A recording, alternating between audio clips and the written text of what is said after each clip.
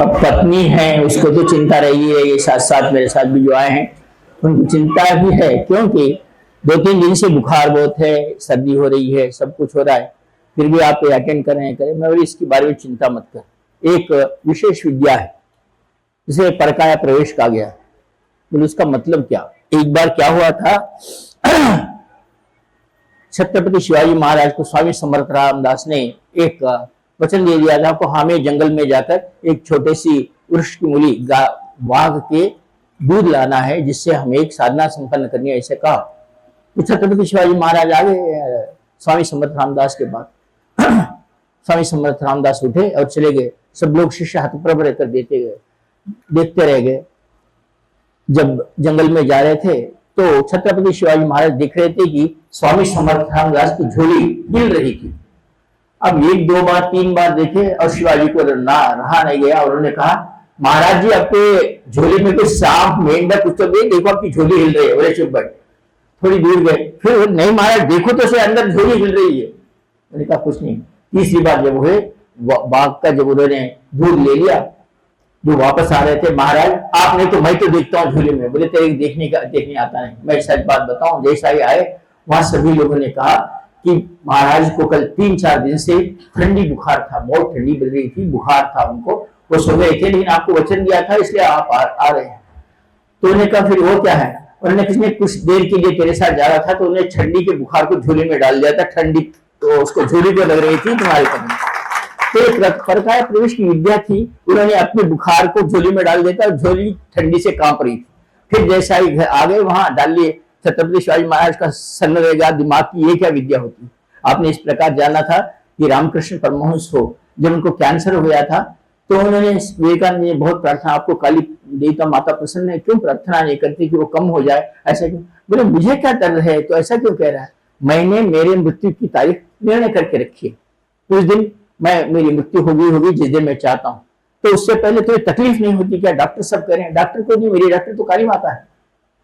तो उन्होंने कहा था कि फिर इस तकलीफ का क्या करोगे? ये तो मुझे भोगना इसलिए था बेटा, तू जिस दिन मेरे पास आया था, तू नरेंद्रनाथ के रूप में मेरे पास भजन गाता था, तो एक दिन बहुत दुखी होकर मेरे सामने एक बात रखी थी, मैं इतना तुम्हारा भजन करता हूँ, इतना सब कुछ करता हूँ, मेरे घर में बहन की शादी नहीं हुई, मैं अकेली, मेरी शादी नहीं हुई, मेरे माता को कैंसर है, हमारे घर में खाने पीने को नहीं, दरिद्रता है, आप इतना भजन करते, काली माता को प्रसन्न करते हो और मेरे लिए कुछ नहीं करते, ऐसा तूने कहा था। नरेंद्रनाथ जी ने कहा था, सही मैंने कहा था। तो मैंने तुझे कहा था तू मेरी इच्छा पूर्ण कर, मैं तेरी इच्छा पूर्ण करता हूँ। तो नरेंद्रनाथ जी ने कहा था, बोलो आपकी इच्छा क्या है? तो उन्होंने कहा कि तू संन्यास ले ले, मेरी तेरी सारी इच्छाएं पूर्ण करूंगा। विवेकानंद, उसके बाद विवेकानंद नाम पड़ा, नरेंद्रनाथ ने कहा संन्यास 1 मिनट में, तो आश्चर्यचकित रह गए, लेकिन फिर भी कहा अगर मेरी माता का कैंसर कम होता है, मेरी बहन की शादी होती है और मेरा घर सुख सुविधा से होता है तो मैं संन्यास लेने के तैयार हूँ।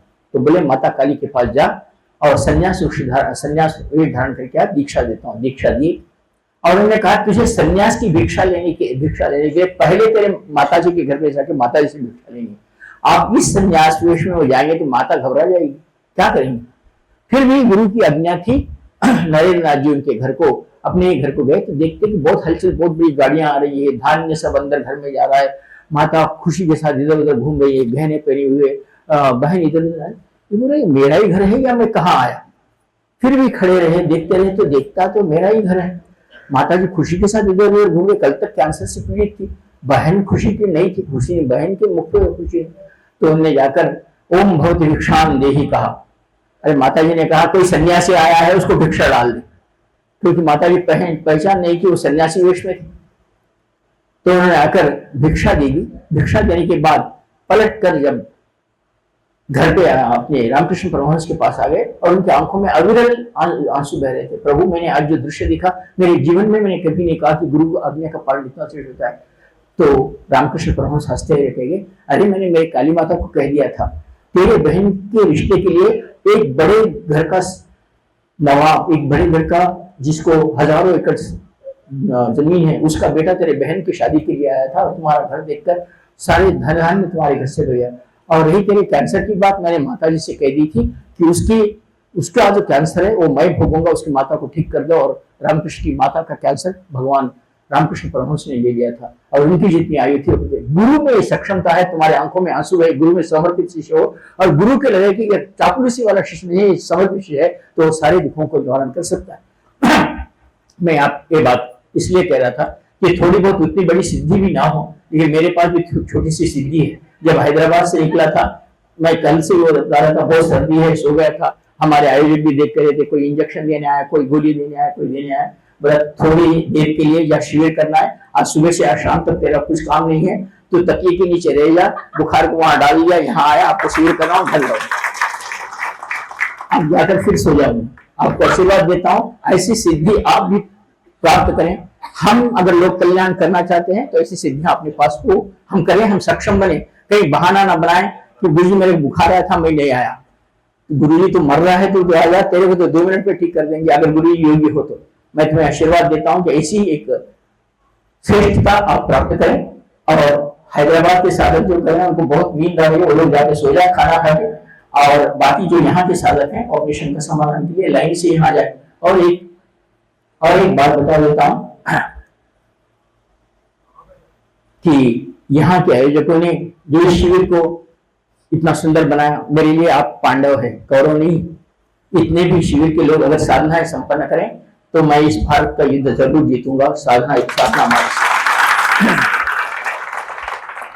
तो उन आयोजकों को जिन्होंने मेरी अच्छाई बुराई, मैं एयरपोर्ट से निकलकर कल एयरपोर्ट तक जाने तक भी जो मेरी प्रशंसा, जो मेरी सेवा की है, और जो मेरे साधकों को अच्छा खाना खिलाया है, ये सभी के लिए मैं उनको धन्यवाद के साथ आशीर्वाद देता हूँ कि ऐसा ही शिविर का कार्य करें। मैं पहले से भी एक बात कहता हूँ सभी को, शिविर करो तो मेरा शिष्य तो आपके बल पे करो, किसी को भीख मांग कर नहीं। आप करो तो आपके बल पर शिविर करो। और दूसरे शिविरों में आप देखते हैं, खाना खाए तो सुबह से उपवास रखते, तुम्हारा तुम खा लो, कुछ भी करो, रात में छोटी सी पूरी आलू देंगे।